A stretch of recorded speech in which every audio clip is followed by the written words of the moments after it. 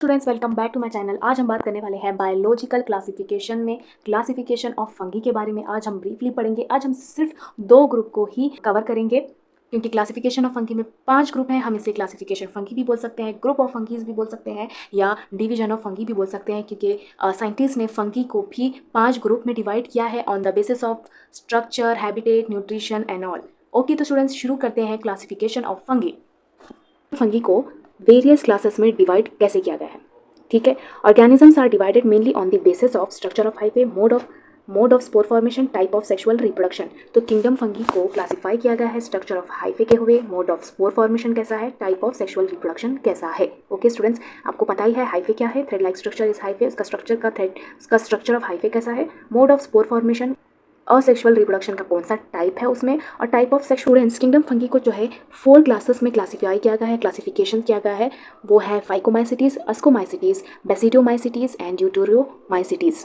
तो शुरू करते हैं, ब्रीफली पढ़ते हैं फाइकोमाइसिटीज से।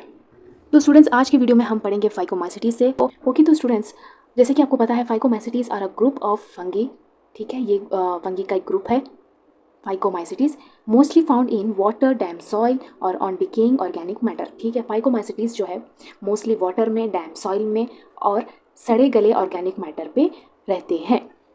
अब ये तो पता चल गया कि ये कहाँ रहते हैं। अब हम जानेंगे इसका स्ट्रक्चर कैसा है। ओके, तो students, hyphae are septate without septa and coenocytic. तो जो हाइफे है स्टूडेंट्स, स्ट्रक्चर ऑफ फंगी जो है फाइकोमाइसिटीज का, वो जो है असेप्टेट है। असेप्टेट मीन्स विदाउट सेप्टा। सेप्टा और सेप्टेट मैंने आपको बताया था, और वो सीनोसाइटिक है। असेप्टेट हाइफे के अंदर कोई क्रॉस वॉल नहीं होती, ठीक है। अगर क्रॉस वॉल है तो वो है सेप्टा, अगर क्रॉस वॉल नहीं है वो है असेप्टेड, ठीक है। सीनोसाइटिक, एक ही लॉन्ग हाइफे में बहुत सारे न्यूक्लियाई होते हैं बिना पार्टीशन के, ठीक है। एक ही न्यूक्लियाई है, हाइफे में बहुत सारे न्यूक्लियाई होते हैं एक लॉन्ग हाइफे में बिना पार्टीशन के, ठीक है।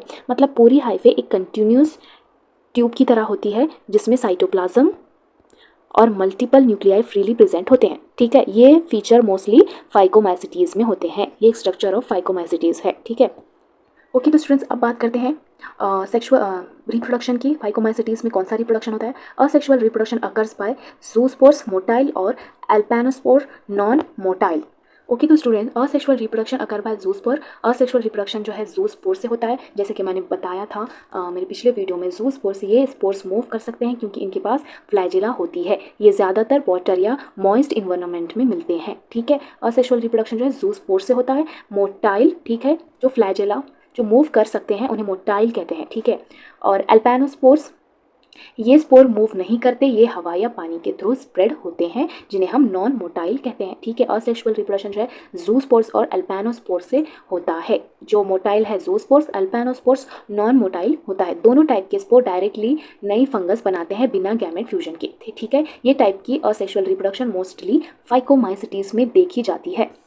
ओके, तो स्टूडेंट्स आपको पता लग गया कि असेक्सुअल रिप्रोडक्शन जो है कैसे होता है फाइकोमाइसिटीज में, ठीक है। अब नेक्स्ट है sexual reproduction. Sexual reproduction takes place by fusion of gametes. जैसे कि आपको मैंने पिछले वीडियो में बताया था कि सेक्सुअल रिप्रोडक्शन कैसा होता है फंगी में, प्लाज्मोगैमी, कैरियोगैमी एंड मियोसिस। वैसे ही sexual reproduction 2 different gametes male और फीमेल टाइप आपस में फ्यूज होते हैं। इस फ्यूजन को प्लाज्मोगैमी कहते हैं, ठीक है। साइटोप्लाज्म का फ्यूजन इस plasmogamy is a first step of sexual reproduction, ठीक है। बाद में न्यूक्लियाई का फ्यूजन होता है जिससे कैरियोगैमी कहते हैं, ठीक है।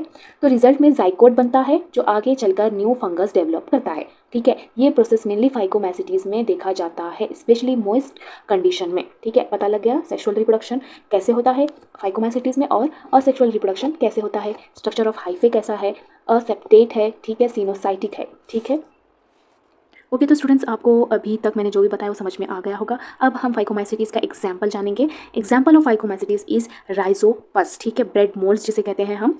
एक और एग्जाम्पल है म्यूकोर, ठीक है। Important point students, they usually grow in moist conditions, ठीक है। ये मॉइस्ट कंडीशंस में ग्रो करते हैं। में इससे पहले हमने फाइकोमाइसिटीज के बारे में पढ़ा था। अब हम सेकेंड ग्रुप अस्कोमाइसिटीज को ब्रीफली पढ़ेंगे, ठीक है। ओके, तो students they also called as sac fungi. तो अब आप सोच रहे होंगे कि फंगी को सैग फंगी भी कहा जाता है, अस्कोमाइसिटीज को। जी स्टूडेंट्स, अस्कोमाइसिटीज को सैग फंगी भी कहा जाता है क्योंकि इनमें सेक्सुअल स्पोर्स एक सैग लाइक स्ट्रक्चर में बनते हैं जिसे एस्कस एस्कस कहते हैं, ठीक है। ये एस्कस के अंदर एस्कोस्पोर्स प्रोड्यूस करते हैं, इसी वजह से इन्हें सैक फंगी भी कहा जाता है। अब आप सोच रहे होंगे कि ये सिर्फ सैक वर्ड क्या है, तो स्टूडेंट सैक का मतलब होता है थैली जैसा स्ट्रक्चर या बैग लाइक स्ट्रक्चर, ठीक है, बैग लाइक स्ट्रक्चर। अस्कोमैसिटीज में जो स्पेशल स्ट्रक्चर होता है जिसमें सेक्सुअल स्पोर्स एस्कोस्पोर्स बनते हैं, उसे एस्कस कहते हैं। ये एस्कस एक सैक थैली की तरह होते हैं, इसीलिए अस्कोमैसिटीज को सैक फंगी भी कहा जाता है। ओके तो स्टूडेंट्स नेक्स्ट पॉइंट है, in fungi sexual spores are sac like structure they make ascus. जैसे कि मैंने पहले पॉइंट में आपको बताया था, सैक को सैक फंगी भी क्योंकि इसमें जो स्पोर्स होते हैं वो सैक लाइक स्ट्रक्चर के होते हैं। दे मेक एस्कस एस्कोस्पोर्स, ठीक है। जितने बार भी आप हर पॉइंट को रिपीट करो स्टूडेंट्स, वो आपके दिमाग में बैठेगा और आपको इजीली समझ में आएगा। ओके तो स्टूडेंट्स नेक्स्ट पॉइंट है, asexual reproduction mainly conidia asexual spores. तो स्टूडेंट्स पिछले पॉइंट में हमने पढ़ा था सेक्सुअल रिप्रोडक्शन कैसे होता है। अस्कोमैसिटीज को सैक फंगी भी कहा जाता है क्योंकि इनमें सेक्सुअल स्पोर्स एक सैक लाइक स्ट्रक्चर में बनते हैं जिसे हम एस्कस कहते हैं, ठीक है। अब बात करते हैं असेक्सुअल रिप्रोडक्शन की। तो असेक्सुअल रिप्रोडक्शन जो है वो कोनेडिया से होता है। इसका मतलब है कि अस्कोमैसिटीज फंगी में असेक्सुअल रिप्रोडक्शन कोनेडिया नाम के स्पोर के थ्रू होता है।